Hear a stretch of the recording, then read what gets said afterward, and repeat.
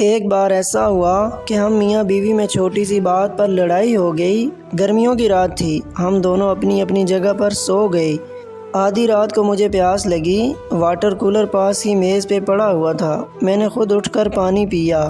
اچانک میں نے مڑ کے دیکھا تو وہ مجھے غصے سے دیکھ رہی تھی اور بولی کہ آپ نے پانی خود کیوں پیا؟ میں نے بھی غصے اور اکڑ پن سے جواب دیا، ہاتھ پاؤں سلامت ہیں، خود پی سکتا ہوں، مفلوج نہیں ہوں۔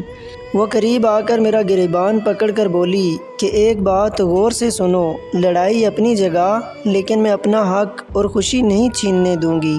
پتہ ہے آپ کو پانی دیتے ہوئے مجھے کتنی خوشی ہوتی ہے، بھلے ہی بات چیت بند کیوں نہ ہو، لیکن پانی آپ خود نہیں پئیں گے۔